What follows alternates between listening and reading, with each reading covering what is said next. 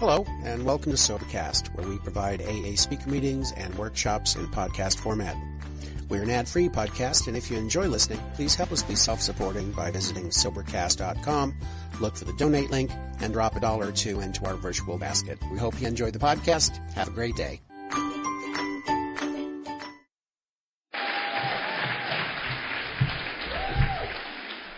Hi, everybody. My name is Larcene. I'm a grateful member of Al-anon. You don't know crap about stalking, okay? So just knock it off.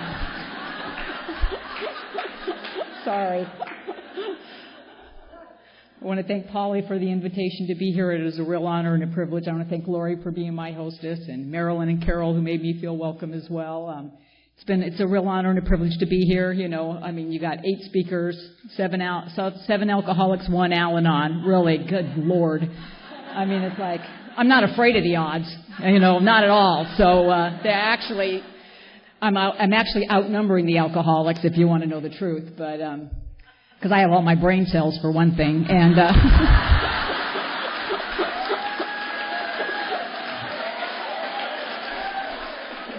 just a fact. But I tell you, all those brain cells can be a big hindrance to me too. Let me tell you. So it's not necessarily a blessing. But it is an honor to be here with them. They're fabulous. I know so many of them. I have personal history with a lot of them, and you're really blessed because you've got the cream of the crop here without a doubt. And I love them all very much, and it's my pleasure to be on the same program with them without a doubt. I do have to everybody's given a beautiful talk. Katie's needs a little help. I don't normally bug people about going to Al-anon, but Katie's got to go. She's got to go. She's got to go. And another thing she said, I just want to make an observance about the sexual prowess of alcoholics. You only hear that in Alcoholics Anonymous meetings, okay? I'm just telling you that. Men or women, it doesn't matter. It's just like, yeah. And as the recipient of alcoholic prowess for over 40 years, it ain't that great, okay? So I'm just telling you.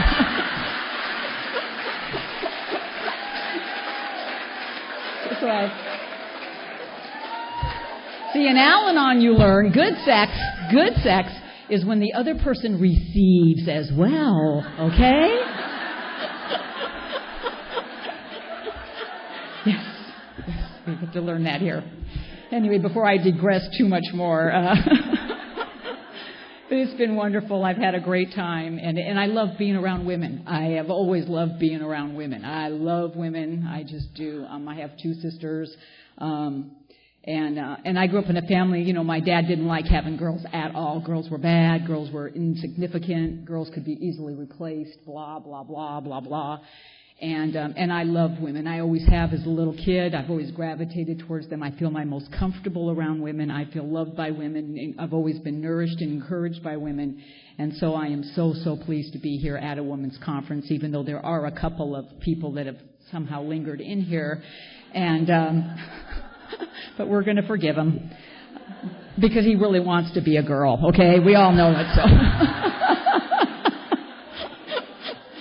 And why wouldn't you want to be? I just can't imagine being anything else. I've seen guys how they operate. God, what a lot of work. It's just it's so much more fun just to me to be a woman, and I'm very grateful to be here with you guys. But anyway, I'm just gonna. It says in there, I got a couple on one thing. I said I was supposed to talk about forgiveness. Another thing, her story. And if you want to know what my story is forgiveness. I mean, it's just what it has really been about me, and it's not just about forgiveness of the alcoholic. It's about forgiveness of myself. And it's just, and that ability to forgive is a direct result of working the 12 steps, without a doubt. When you're in Al-anon, you have to work the steps too. There's no just topic meetings. I know it sounds fun and all that, but if you're really working an Al-anon program, then you are working the steps and you're working them with a sponsor. Because, self-reliance, boy, I know how to do that. What I am really, really good at is faking it. I am just wonderful at it. I know how to act. I'll do exactly who you want me to be, how you want me to be. That's why a sponsor has always been so important in my life. Because she's the one that chose me. I call my sponsor the truth teller. that's just what she has absolutely been for me. And because of that truth, I have a chance and an opportunity every day to have a shot at a good life if I so choose to take it. Because that's all the program gives me every day is the shot at a good life if I so choose to take it. And, like I said, I'm the oldest. I have two sisters and then I had a little brother. But basically it was us three girls. We were pretty much in succession right in a row. And, and Sonia, I want to thank Sonia for singing so beautifully. I mean, it really has. I do want to say thank you very much. I'm sorry you had to sing the sad song for I Came Up. Okay, thank you. But it's the truth song as well. It's absolutely the truth song as well. And, and sometimes being around women's conferences is a little bit difficult for me, especially when there's a lot of women in Alcoholics Anonymous. And not because I'm uncomfortable around you. I am not. I love you guys. But, I had a sister die of the disease when she was 32 years old. And she was sober for a while, a few months or maybe 6-7 months or something else like that. And then she went back out again. And that's the one that she died behind. And I miss her every single solitary day. And sometimes I see some of you who look just like my sister.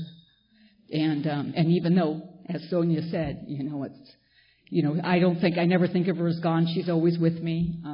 I'm still the oldest sister, so I'm in charge, and that's never going to change. When I get to heaven, the first thing I'm going to do is kick her butt because she didn't listen to me in the frickin' first place. And that's another thing I want to say, the F word, okay? Al-anon's invented that word back in the caveman days, Because when that first drunken caveman walked back into the cave, I'm sure that his wife was like, what the?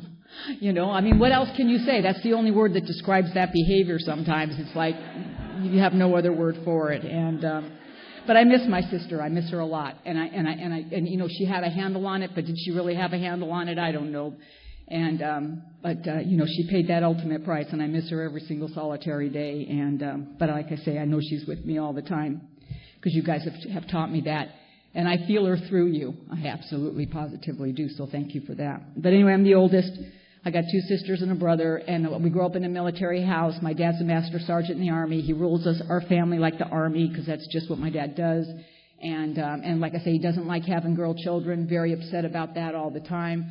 But he treats us like we're in the Army, and we have bunk beds. We have little Army bunk beds that my dad stole from the Army, and we have Army blankets on them, foot lockers at the end where we stole our gear, it's folded in a military fashion the way it's supposed to be and all this stuff. And we have our shoes that are lined up under the bed. Not that we had that many shoes, but what shoes you have. And my dad would come in and do room inspection, and stuff, pop a quarter on our bed. And I loved it. I love all the order. I love rules and regulations. I like knowing what you want me to do, how you want me to do it. I think that was a way of life that just resonated with me. It still does today. I can still make a bed you can't get out of once you get into. And I know when my husband and I were first married, he just lay in bed like this. Oh, no. Don't you kick your feet. And lightened up a little bit, and still, I can still, like I say, make a pretty nasty bed, but anyway, I grew up with this dad, all this military stuff, all this, rules and regulations. My dad was big on corporal punishment. I mean, you did the crime, you got it, and my dad was big on the belt and all that kind of stuff. And I'm not saying any of that stuff really scarred me or did anything, because I don't know anything. When you're a little kid, you don't get a manual about what your dad's supposed to do or not do or whatever. I just grew up with this is what's going on, this is how it's going down. This is how everybody's family is. And why should I not think any different? We always lived in military housing with other military families. There were lots of moms that were walking around with black eyes and broken arms. It was no big deal. It's just what happened there, and people hit each other all the time. The MPs were always showing up all the time. So for me, that was just normal behavior. That's just the way it is when you're growing up in a house like that. And what I learned early on, though, too, was that I learned not to ask questions. Because when you ask, when you ask the dad questions, you ask the Sarge questions, and he doesn't want to answer those questions, he doesn't want to hear those questions, you'll find yourself on the other side of the room. So you never know when a question is going to be okay or not okay. Because I don't know my dad's drunk and not drunk, because that's just the way he is all the time. So I think that's just what dads do. Dads drink, and then they get drunk, and that's just part of being a dad. And then moms get their arms broken, or they get black eyes or whatever, and you get slugged around, and that's just the way that it is. And I seem to see that all around me, so I didn't think there was anything wrong with it. Absolutely not. I thought, again, being a girl child's not a good thing, but you're stuck with it, so you do the best that you can. You try to make the Sarge proud. You do good in school. You get straight A's. You do all those kinds of things. And again, just what I was brought up with. What I know today is because I do need answers, because I want them. I want to know what's going on, but I can't ask questions. So I learned early on that, I just make crap up pretty much. When I don't know what the answer is, I don't know to ask because I've been hardwired not to ask. Just figure it out for yourself. So, I call it information from nowhere. It's floating out in the universe, lands here, becomes fact for me. I need an answer, and I will think one up. And it'll be pretty good based on the reason that I have. But just based on the reasons that I have. And growing up in an alcoholic home, there's not a lot of really fact-based anything going on there. And what I'm grateful for today and what I learned in Al-anon is I got a lot of misinformation from a man who had a lot of misinformation. That's all that got passed on to me was just a lot of misinformation. And if I don't make it any bigger of a deal than that, then I can deal with it and I can move on. I'm sure it's just like, back in the old days when everybody believed that the world was flat. Until Columbus went around it or whoever it was that got the credit for finding out the world wasn't anymore. But, and that's just kind of how it was for me when I came into Al-anon. I learned that all those things were not true. And that was a huge freedom for me, and I'm very grateful for that as well. But anyway, my dad was just a mean guy. Just to cut to he was just a very, very mean guy. And he was angry drunk. Oh my gosh, just angry, angry, angry. My dad was not the happy-go-lucky guy at all. He was mean to begin with, and then when you added alcohol, he just got meaner on top of it. And I don't know where all that came from. I know that both my dad's parents were alcoholic. My grandmother died in her apartment of cirrhosis of the liver. My grandfather died frozen to death in his car because he was drunk one night in Ohio and froze to death because he passed out in his car. I know my grandparents raised him. I know my dad's grandparents raised him. I know that they were very loving people, but again, he was affected by, their behavior and all the things that happened to them. My dad also went into World War II when he was 16 years old on a Navy submarine chaser, and he was, injured in battle. And, and I know all of those things happened, but you don't know all of those things happened to somebody when you're a little kid. You have absolutely no idea. My dad never spoke of them, but he was just really angry. And when so when he drank, we just learned to hide out. Just don't go there. Stay away. Don't have anything to do with it. And so as I got older, it just got progressively worse. I tried to, do everything my dad wanted me to do because I wanted my dad to be proud of me. I absolutely wanted him to be proud of me, because he was really big on a lot of things, duty, honor, country. Those things have been pounded into my head. Loyalty to family, just all of that stuff. And I learned a lot of good things, I think, from my dad there. But all of it, as the disease gets progressively worse, got more skewed. And anyway, like I said, I was always the good kid, straight A student, do exactly what the Sarge tells you to do it exactly how he tells you to do it. Talking about growing up in an alcoholic home is always kind of difficult. If you've grown up in one, you know exactly what I'm talking about. And when I was really new in Al-anon, I went to lots of open meetings of Alcoholics Anonymous. I still do. I can't recommend it enough to people that are new in Al-anon. It says in our literature we should learn all we can about the disease of alcoholism, and I know no better place to learn that than in open meetings of Alcoholics Anonymous. And one night I'm at one of these first meetings, speaker meeting, and the speaker talked that whole night about alcoholism, the family disease. And he described it, basically, he said it's like having a rhinoceros in your living room, but everybody pretends it's a coffee table. And if I have to describe the house that I grew up in, boy, that's exactly the house that I grew up in. And to give you an example of that, my mom would know, like when my dad was going to have one of his alcoholic explosions, but she could never say to us kids, okay, nobody talk, nobody do anything because your dad's going to blow. Because then, of course, my dad would blow. So, earlier than expected. And but if you've been at the dinner table and your mom speaks to you facially, then you know what that means. When you're at the dinner table and there's that's not an epileptic fit. That has real meaning. And everybody knows. Don't talk. Do nothing. Shh. Quiet. But if you have an alcoholic that wants to explode, nothing is going to stop that. Never stopped my dad. And you could do some minor infraction, scrape your knife on the plate, spill a little bit of milk, boom. My dad would go nuts. Dinner would go flying. Everybody would get a whooping. Everybody's got to go to bed. It's 5 o'clock in the afternoon. We all got to go to bed. My mom, the kids, the dog. It's just the way it goes down in our house. And the next morning I get up the courage to go in the kitchen because I got to go to school and get some breakfast. And I'm creeping down the hallway and I go in the kitchen and there's my dad drinking his breakfast beer. And it's good morning, what do you want for breakfast? And no one ever says, gee whiz, what was that about last night, Dad? Gee whiz, how come you had to hit everybody? How come you had to break everything? Because the rhinoceros just goes back to being the coffee table again, and you hope today will be different. And that's going on right now, this very moment, in more houses than I can even begin to imagine. This very moment. Because that's the family disease of alcoholism. That's just how it just keeps going on and on and on and on.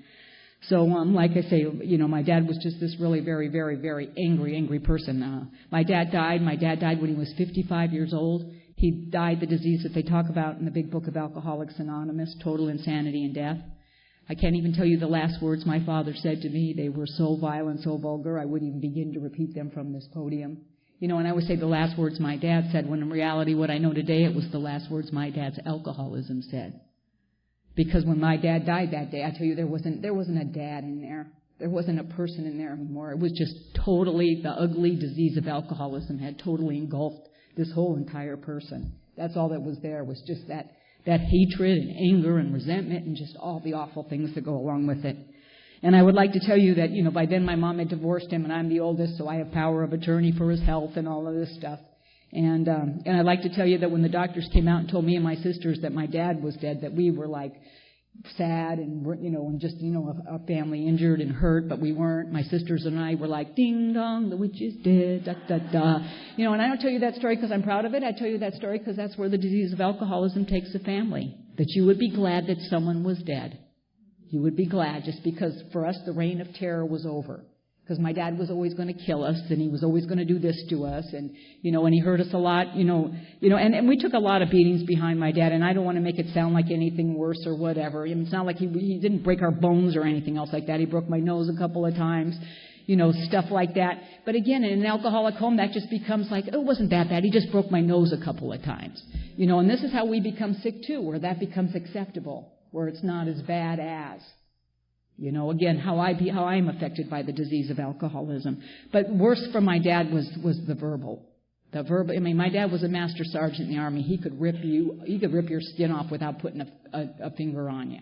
And that was the worst part of it all. And so my sisters and I were thrilled. It was just like, yay, Dad's dead, woohoo! And I'd been coming to Al-anon. My dad died Friday, October the 13th, because my dad would die on Friday the 13th. That's a day he would pick, because he was real big about being the devil and the devil's spawn and all that kind of crap. All drunken ballyhoo talk all the time. But anyway, he was really big about that. So he died. And I started coming to Al-anon June of the same year that my dad died in 1981.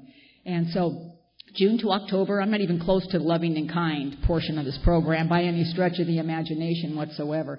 But I want you to know, that when my dad died, my sisters and I really believed that it really was over. It's done. Let it be over. Go away. We don't have to live this way. We don't have to live in fear anymore.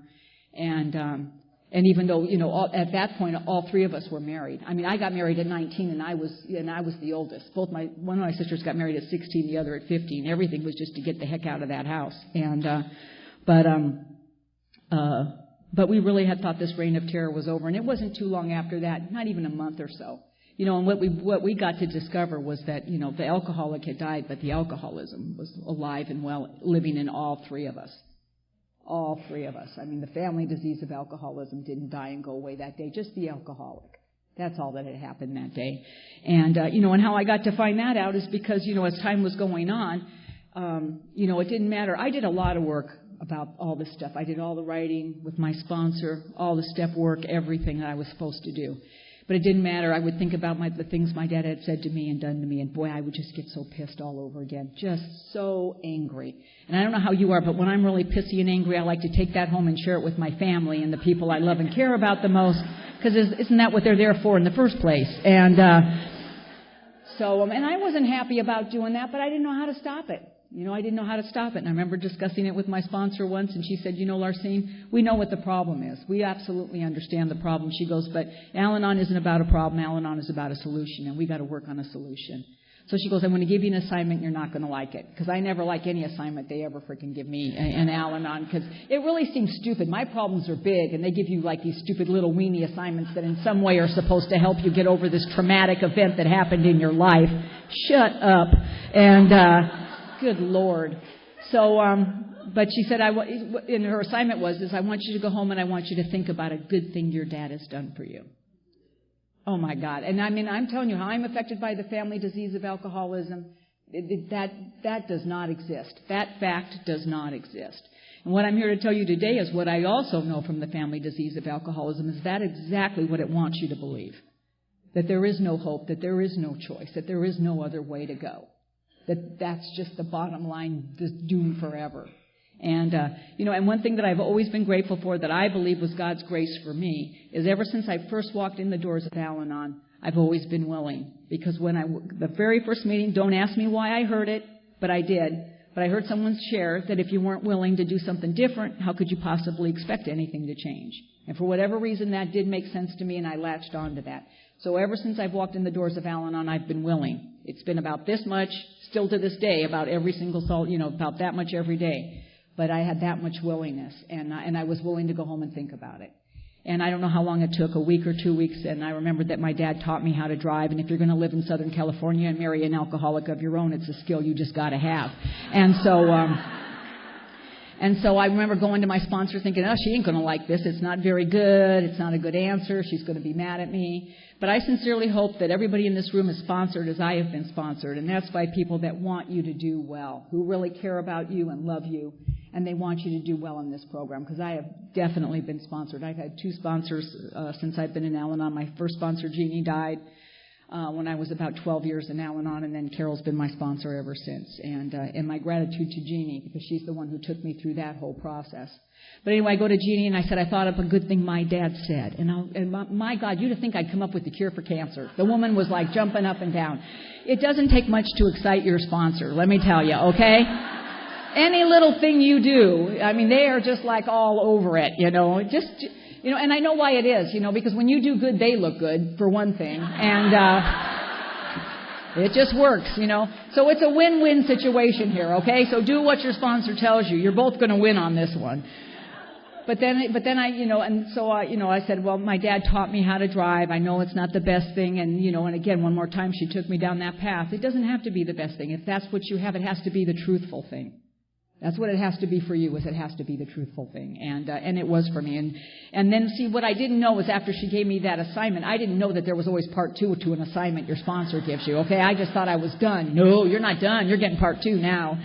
And part 2 of my assignment now was whenever I thought about those things my dad had said to me or did to me, or how badly he had made me feel about myself, that I was just supposed to take this negative thought and just replace it with this positive one. Because I do have some power over my life. I do have power about what I want to spend my time thinking about, And she said, another thing, your dad died with all of his children being grateful he was dead, happy he was dead. Do you really need to punish anybody more than that? Is that necessary? Is that necessary? And I'm a mother. Do I want to die with my children being grateful that I'm dead? Again, one more time, looking at it from another side. And that's what happened to me in Al-anon over and over and over again. Because my circumstances have never changed, ever. But you guys have showed me a different way to look at things. And a different way to look at things gives me hope and gives me a shot at having a good life if I so choose to take it. The circumstances is I grew up with a dad that was very afflicted by the disease of alcoholism. He was a very mean guy. How that might have gone a different way, I have absolutely no idea. But I don't want to live in that. That's not what I want to remember from it anymore. I want to remember a guy that taught me how to drive. Because it wasn't too long after that I thought about a second thing my dad had done and a third thing that my dad had done. Because the family disease of alcoholism never wants you to see anything good that's going on. That just defeats the whole purpose of the family disease of alcoholism. God forbid you should have some hope or happiness or joy in your life. So I'm really, really grateful for that. When my dad died, he was cremated. And like I said, my dad was a World War II veteran. He was a Korean War veteran. He's highly decorated, lots of medals. So anyway, when he was cremated, the military brought his ashes to my house because, again, I'm the one in charge. And they brought his uniform, flag, his medals, the whole 9 yards. They brought all this stuff to my house. And I was home alone. My husband wasn't there. Kids weren't there. My sisters weren't around. So they leave me with all my dad's stuff. So I took his ashes and I went down to the garage and I put them on a shelf. And I said, you sit here and you think about what you did. And he sat there for a long time. I'm talking a long time. every so often I'd go down there to laundry and go, hey, Sarge, you want to say something now, Sarge? And once in a while I'd pick them up and shake them really hard and put them back down. And all sponsor approved. It's a process. You got to go through it. So just the way it worked out. But anyway, when I was 17, I met my husband. It was really difficult to date in my house because my dad had a lot of rules and regulations about dating guys. We'd bring home these little weenie guys to meet my dad. And my dad was over 6 foot tall, and he had one eyebrow he could raise like 6 inches off of his forehead. I swear to God, he looked like Satan himself standing there. And he would drill these little weenie dudes, where we were going, what time we had to be back, and then what part of their anatomy he would remove if we were not returned in the virginal condition of which we left the house in the first place. So it's really hard to get a second date in my house. Like, it just doesn't happen. Guys, you brought you home early. Forget it. They're done. And that's the way I remembered it till my sister reminded me, yeah, Dad was very intimidating, but the fact that he always had a hand grenade or a handgun never helped matters either. But see, one more time, my dad always had a hand grenade or a gun. He was always going to blow up the Helms Bakery man or the milkman or whatever, because again, one more time, that crazy behavior. That was normal in my house. And when you live with it day after day after day after day, it just becomes normal behavior. You don't think that there's anything bizarre about that. I liken growing up and living in the family disease of alcoholism. It's like eating a bowl of crap. It really and truly is, because nobody's going to sit there and eat a bowl of crap, trust me. If you put a bowl of crap in front of somebody, nobody's going to eat it. But I'm here to tell you, if you're living in the disease of alcoholism, you'll choke down a teaspoon of that every single solitary day if there's a chance it'll just bring peace for that moment. You will do it.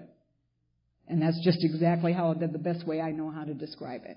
Because the bizarre behavior just becomes acceptable. There's no other way, because when it's day after day after day after day. Because I'm living in craziness and I know it, but I have to rationalize and justify why it's okay for me to do that. Why it's okay for me to be here, why it's okay for him to act like he acts and does what he does. So anyway, when I was 17, I met my husband. I should have known there was something wrong with him because my dad liked him right away, and that never ever happened. I'm going on this date with this guy, and he's and my husband is several years older than me. I was 17, he was like 24, almost 25 at that time, and he'd been married once before. Had a kid, was back living with his mom and dad, which should have been clue number 2 to me that there was something wrong with them, but that went right over my head. And another clue they're an alcoholic is they don't wear underwear. Just in case you're wondering, just putting that fact out there, okay? It's just out there. I don't know what it is about 2 pairs of pants that's so hard for them, but something is. So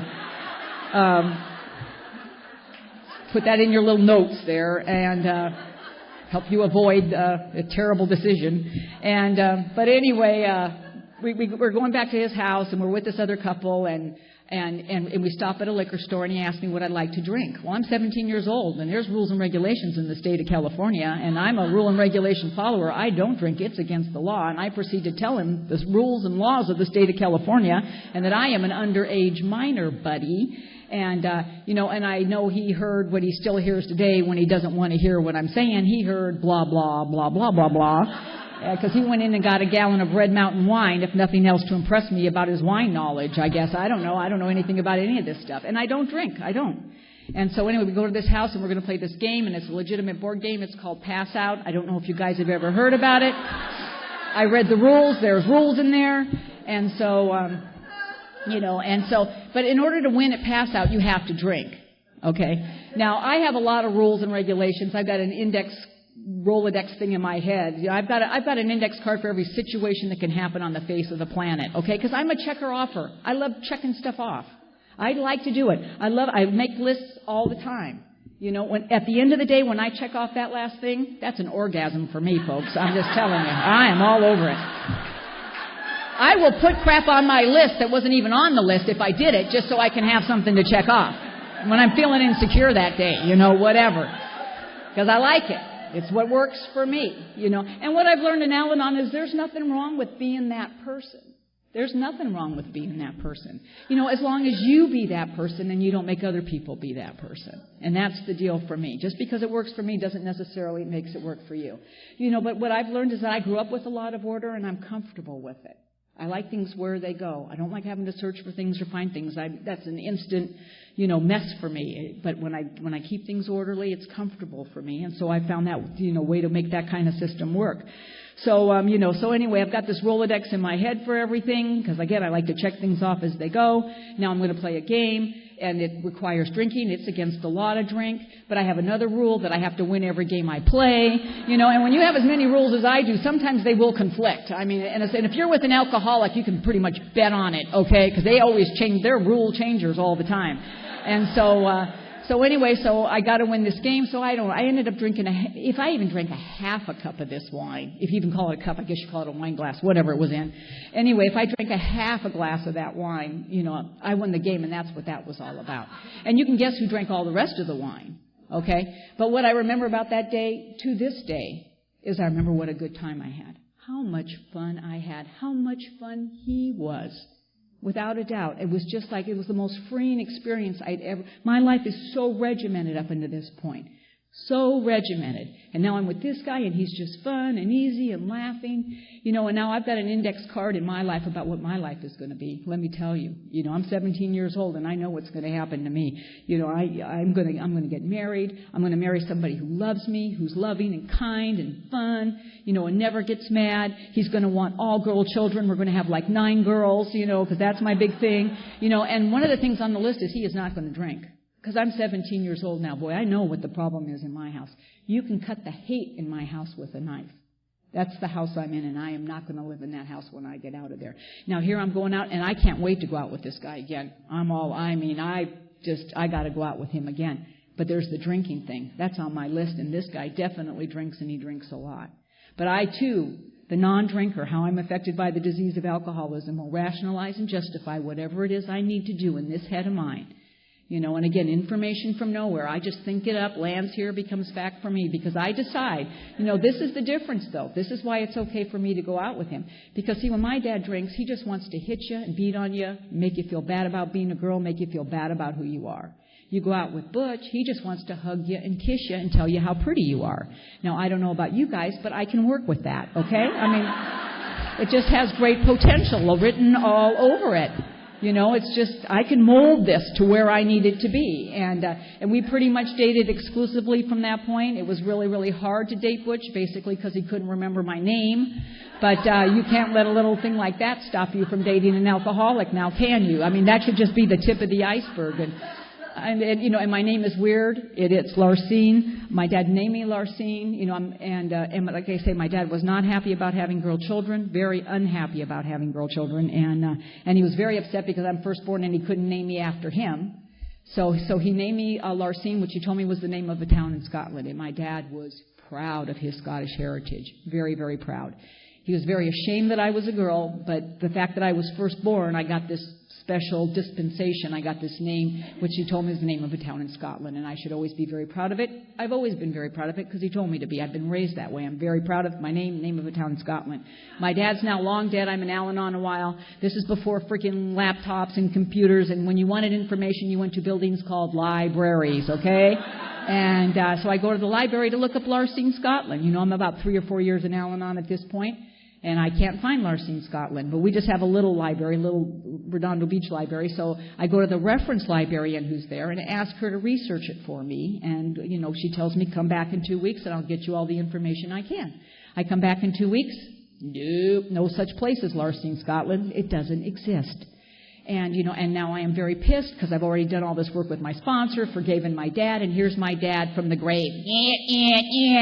One more time after me again. And so, but then I have this friend in AA. He's a golfer. He goes to Scotland every year because I guess it's the golf mecca of the universe there. And he says, maybe there's not Larcene, Scotland now, but maybe there was Larcene, Scotland many, many, many years ago. Thousands of years ago. Before you fly off the handle, let me go check it out.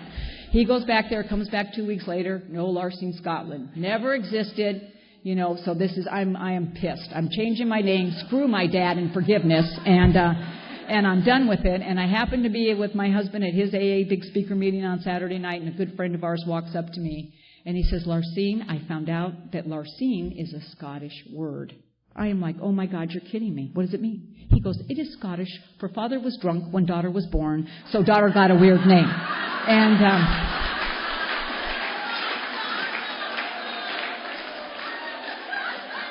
Now, that is probably not true, okay? I'm almost positive of it.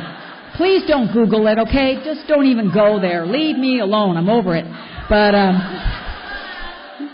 But what he went on to say to me that was even more important was, he goes, Larcene, I'm alcoholic like your dad's alcoholic. And I believe that whatever your dad did, however he read it or wrote it down or wherever he got it from, that he believed it was the name of a town in Scotland when he gave it to you. And just because the gift isn't wrapped the way that you think it should be, is it any less of a gift? And one more time, I bring it to you. You show me a different way to look at it. Attitude is everything here. And thus I get the shot at a good life.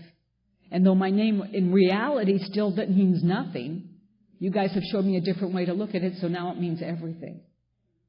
And that's just what happens here, time and time and time again, when you come. I hate it when people say it's a self-help program. Self-help damn near killed me. I don't know about you guys, but I about self-helped myself right into the friggin' ground. And it's not. It's about taking it. It's about, because I don't think right. I am hardwired to think negatively. This is where I've grown up. This is what I know. Think the worst. Always go there. I always go to the dark spot.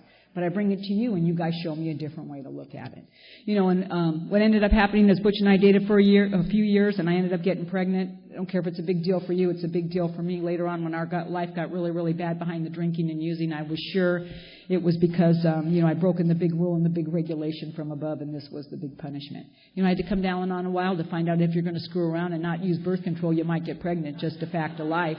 But God, isn't it so much easier to blame God? It's just so much easier to pin all that kind of stuff on Him. So you have an excuse for being miserable and unhappy. And that's pretty much just that whole process that I went through. And needless to say, getting married, having kids, all those things that you think will fix the alcoholic, that will make it different, didn't make it anything. It just got worse, and it got worse and progressively worse, just like our book talks about. And my husband, as much as I knew that he tried to do the very best that he could not to drink. I know every time that he told me that he promised me he wasn't going to drink anymore, that he meant it with every fiber of his being. I absolutely, positively knew that. But I didn't know that it was alcoholism. I didn't know that once he took the first drink that there was no more promises, there was no more nothing. I want you to know that Butch and I got married in a church. We got married in front of a minister. That I loved him, and I know that he loved me, and I believe we were as sincere as any two people are when they get married, that we wanted to love and honor and cherish each other and take care of each other. But what Butch didn't know and what I didn't know was it wasn't Butch and Larcene that got married that day. It was also the family disease of alcoholism. And I'm here to tell you the family disease of alcoholism doesn't love or cherish anything or anybody. And it means to tear your family apart through the alcoholic or the non-alcoholic. It's totally irrelevant to the family disease of alcoholism. And it just got really bad real fast in a big hurry. And nobody was more shocked about it than me. Because I really believed that love would fix it. If I just loved him right, it would all be okay. And I remember the first night he didn't come home all night long. And this was like 3 days into our marriage. Okay. Now, up until this point, I'd never discussed with Butch his alcoholism or his drug use or any of that. But the day after we got married, I did tell him the rules and regulations of the marriage. Because I thought he should know, and he did this, which I took as affirmative. What I know today is he's so freaking drunk and loaded, he's just doing this thing, because then he heard the blah, blah, blah, blah, blah part. And I know this because, like I say, 3 days into our marriage, he doesn't show up all night long. And this is a huge violation of the rules and regulations. I have sat down. And anyway, so he comes in the house and he demands, waking me up, demanding to have his dinner. It's like 3 o'clock in the morning. And then, so I scurried into the kitchen, but then I woke up fully and I remembered who he was dealing with. And I'd made this Mexican casserole that I'd called for one jalapeno pepper, but I had a whole can full of those suckers in the refrigerator.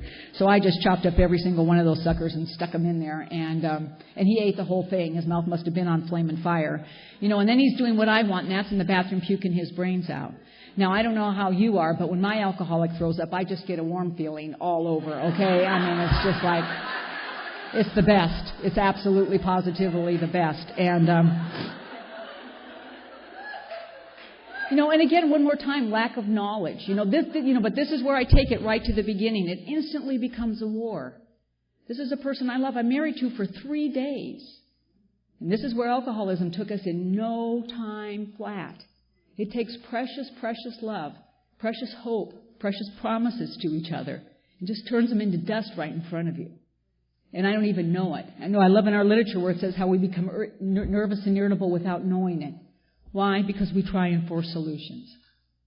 And it was just these kinds of things over and over and over again. His drinking, me trying to stop him, me hunting him down, him hiding, me getting him on abuse, me, just everything, trying to fix something that I have absolutely no idea. And nobody to talk to about it. Nobody to talk to, because a couple times I mentioned at work what's going on in my house. And people look at you funny. Why would you put up with that? Why do you stay? They don't love an alcoholic. They don't know what that's about. So you learn to lie. And that's what I learned. That's just how the family disease of alcoholism told me, is I just make up stories about what's going on. And that's how I'm affected by the disease of alcoholism, and I'm not even the person that's drinking. And it just gets progressively worse and progressively worse. And, towards the end of my husband's drinking, we were supposed to have a family reunion, his family reunion. And he's one of 9 kids, so it was a big deal. So I made him raise his right hand and promise he would be there and be sober that day. And guess who's so drunk and so loaded they can't even frickin' stand up? And I am pissed. I am pissed off. And I'm here to tell you, no matter how drunk or how blacked out my husband has been, and he's a big blackout drinker, he has never once raised a hand to hit me. It's just not the kind of drunk he is. He just doesn't do that. But that day I was poking him in the chest and I was egging him to hit me. Let's just take it to the next level. Because that's all I know how to do. I'm pushing in the wrong direction, so I just push harder. Just push harder. And all of a sudden I became very conscious. And at that time we had 2 little boys, and they're 5 and 3 years old, and they're standing on either side of me, yanking at my pant leg and going, "Mommy, Mommy, please stop yelling at Daddy." And I would like to tell you that I had a moment of clarity then, but I absolutely did not. What I started doing is I started screaming at those kids. How dare you tell me to stop yelling at your dad when he's the reason our life is the piece of crap that it is? By the time I got done screaming at these little boys, I watched my drunken husband walk out the front door. And I, the sober mother, say to the drunken dad, "Where do you think you're going?" And the drunken dad turns to the sober mom and says, "I'm leaving because we're upsetting the kids." And again, I don't tell you the story because I'm proud of it. I tell you the story because this is where the disease of alcoholism took me. And I think I'm the good guy in this scenario. I'm the one with the job. I'm the one holding it together. And again, that to me is like the sneaky part of the family disease of alcoholism. Because I don't even know. I can't even recognize my own bad behavior in a situation anymore because I am so justified. I always say that justifiable anger is just as deadly to the Al-anon as the first drink is to the alcoholic, because there's no room for it. There is absolutely no room for that in my life. I can't afford that. And I'm here to tell you, people will piss you off. We've heard Katie talk about it.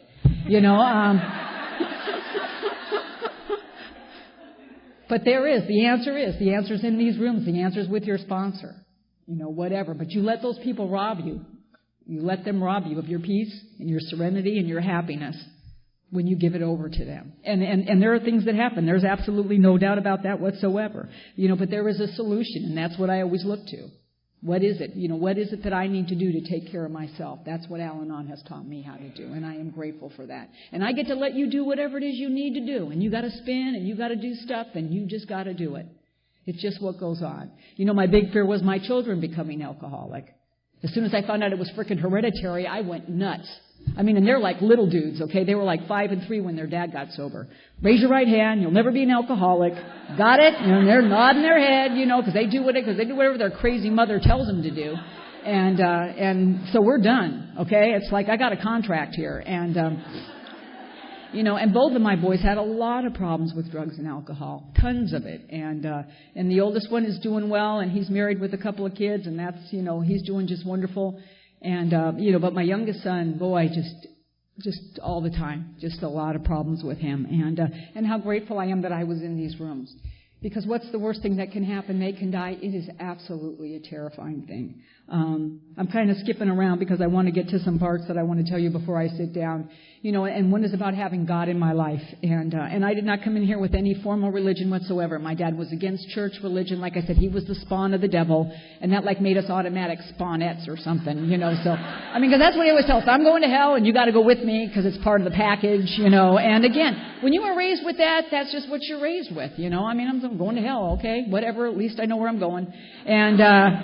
And that's a lot when you live with my dad. And, so I never had any formal religion. So when I came in here and the big God thing and blah, blah, blah, and my deal is I had a lot of issue with God. If there's a God, how come he lets a drunken dad do this to daughters?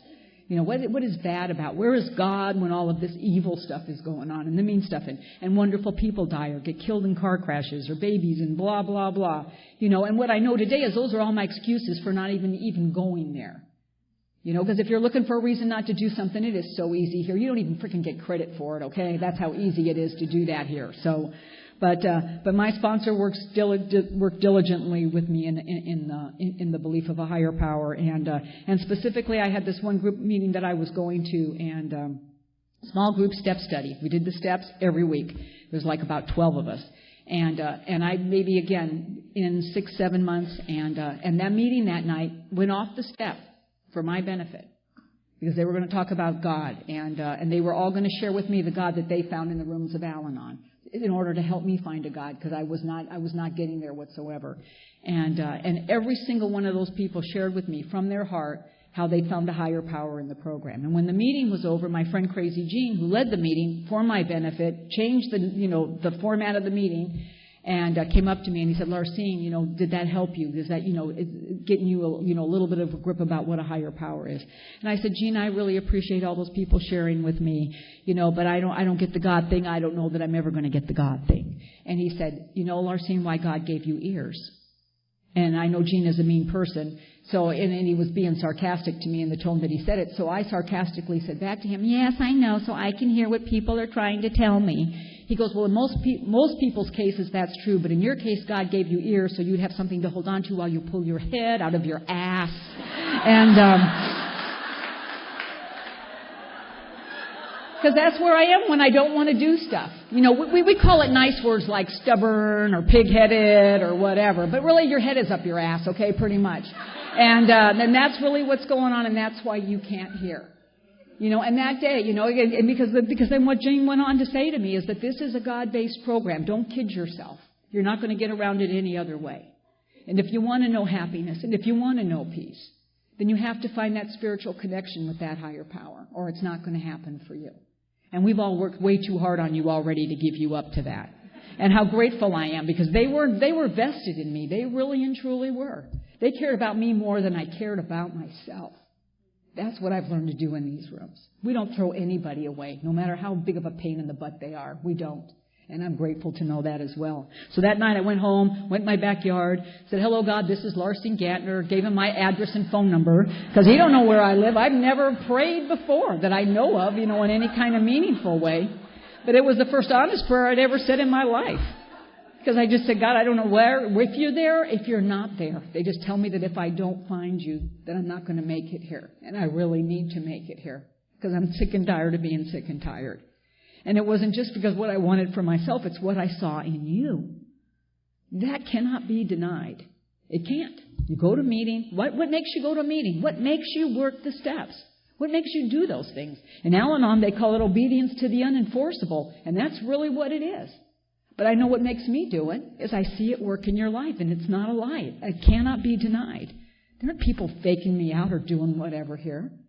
They're just showing me a different way to live. And they've lived in the same thing I've lived in, and even worse. And even worse. And they're happy, joyous, and free. And they want to pass that on to me. What a gift. What an absolutely positively wonderful gift. And that's just kind of what's been pounded into me the whole entire time. There's just a couple of stories I'm going to share with you before I sit down. Because my sponsor likes me to share these stories with you because she wants you to know how difficult I am for her to sponsor. And she wants full credit for all of it. And the first one is my son, Earl. And this is my son that's just had a lot of problems with drugs and alcohol. When he was 19 years old, really bad, dark times with him.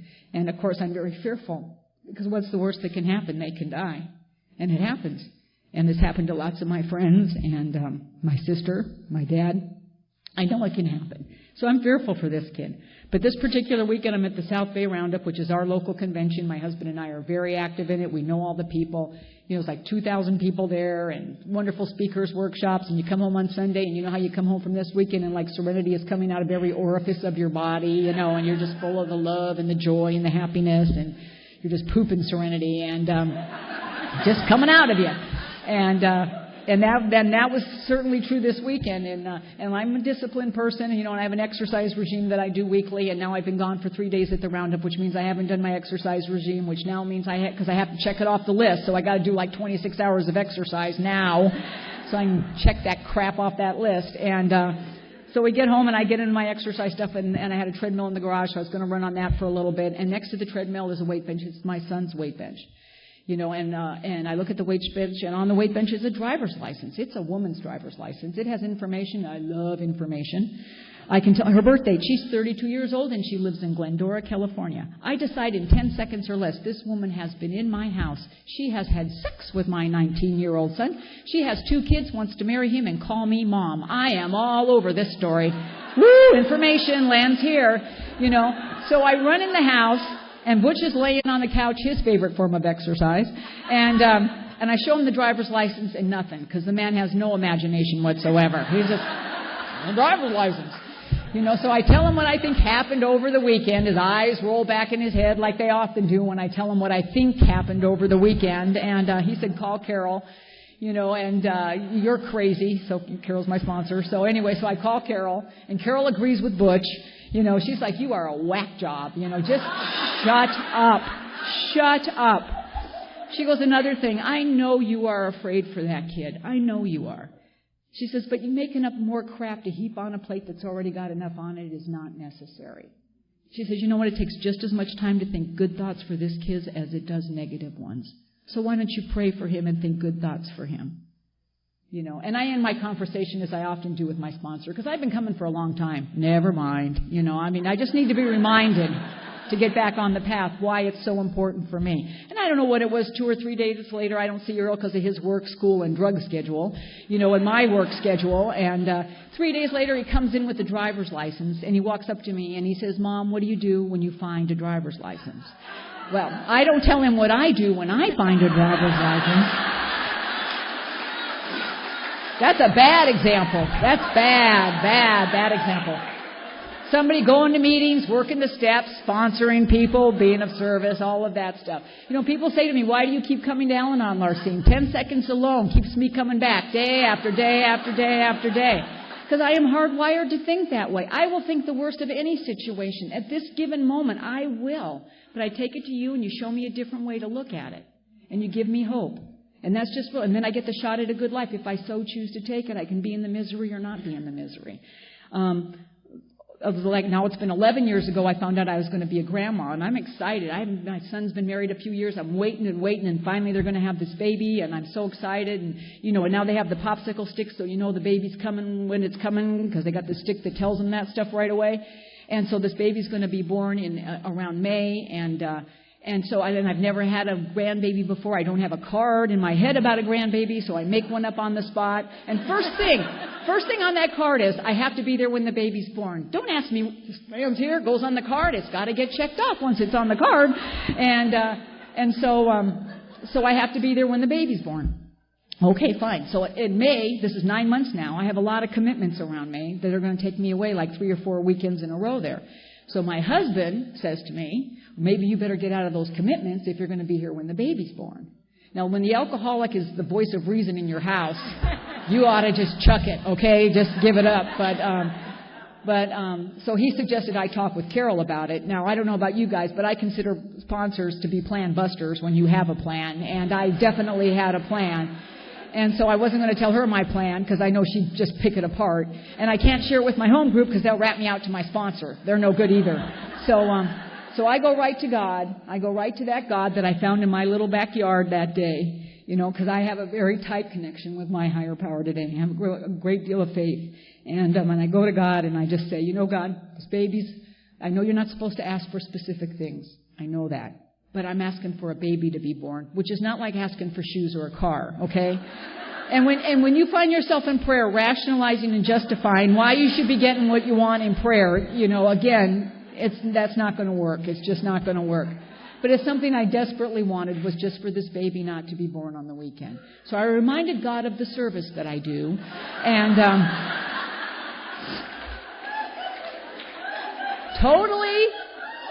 Rationalizing and justifying. Mind you, this is 23 years in Al-anon. Okay, this is why my sponsor wants you to tell you this story, because it ain't about getting well. It's about doing it one day at a time the best you can. And so, and there's 9 months goes by, and now I'm doing these commitments, not that I didn't have others, but this was a big glom of them in this particular part of May. And so I do all my commitments. The last one, I'm gone these 3 weekends in a row. 4th weekend in a row, I call my daughter-in-law Friday morning, nothing happening, not even a peep. Great, I'm back on Sunday, I'm home free. I'm like in frickin' Nebraska or someplace, and I'm at this dinner, and my cell phone rings, and the baby has been born. I'm pissed, okay? It's not an awe moment. This is a pissed moment. And, and those people say, oh, we're so happy you're here. And I'm like, I hate you people, And of course, that doesn't come out. The smiley face comes out. But I know I have tools. I excuse myself from the room. I go out. I call my sponsor on my cell phone. I tell her I'm quitting Al-anon. This sucks. I ask God for one little weenie baby not to be born on one frickin' weekend. Do I get my prayer answered? No. And I'm so angry. I'll never forget this. And I'm so upset. I am hurt. And my sponsor says, I'll have to call you back. Oh, thank you. Thank you, sponsor. Thanks for being there for me. Now, I don't know how long it was, a minute or 2 minutes. And I'm sorry, I'm not sure how it is here in Atlanta, but I'm telling you, in Southern California, when your sponsor calls you, you have crossed the line. Because I answered the phone, and it was my sponsor. And what I know is I had freaked out my sponsor so bad, she had to call her sponsor because she didn't know what the frick to do with me. So then it's her sponsor on the phone, and I hear her sweet voice. And it's, Larcene, did you turn your will and your life over to the care of God today? And I'm here to tell you, no matter how busy I've been in my life, no matter what I think is going on or whatever, I learned that right out of the gate too, again, from the people that I landed in such a good group who taught me that. You can turn your will and your life over to the care of God every single day in like 3.1 seconds. It doesn't take that much time. There is no excuse not to do that. And I had done it that day, and I told her that I had. And she said, then you are exactly where you are supposed to be, doing exactly what you are supposed to be doing. And because you made some ridiculous rule in that silly head of yours about how this was supposed to go down, you're going to take this beautiful moment, the day you became a grandmother, and turn it into a piece of crap? Never mind. Hang up the phone. Hang up the phone one more time. And now what I remember now is my husband picking me up from the airport on Sunday, taking me to the hospital and holding that beautiful baby boy in my arms. That's my memory. Left to my own devices, 23 years in here, I'd have made it be a piece of crap. Because I made some rule about how it's supposed to go down. 7 years ago I got a granddaughter on a Wednesday. Thank you very much. God hears your prayers. He just answers them when he feels like it. So, and then the last, this last little bit, my husband 10 years ago, he got diagnosed with, actually it's been like 11 or 12 now, diagnosed with cirrhosis of the liver when he was 24 years sober. It was because of hepatitis C, and so we've been doing this battle for like 11, 12 years. He just now finished number 4 treatment with interferon and ribavirin, plus they stuck the new stuff in there, the Sovaldi, which is supposed to be this big giant cure, so... it's just been a rough road. We just had our 40th wedding anniversary in April, and we went to Hawaii, and we took our kids and our grandkids with us, which was fabulous. My husband was halfway through treatment, and the interferon and the ribavirin does not agree with him. He's very icky when he's on that stuff. And here I made this big plan. It's our 40th anniversary. Here we're in Hawaii, and I'm here with interferon head over here, and not going the way I wanted it to go or whatever, feeling sorry for myself. And so I call my sponsor.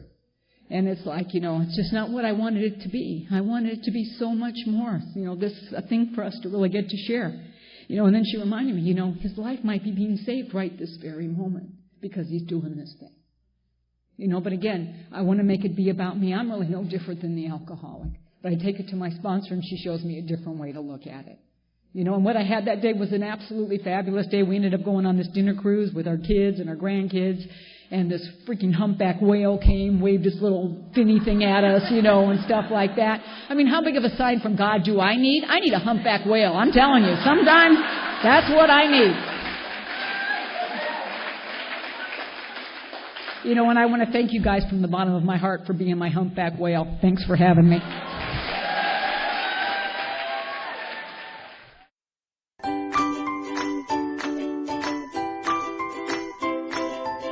Thanks for listening. I hope you enjoyed the podcast. Sobercast is ad-free, and we'd like your help in order to keep it that way.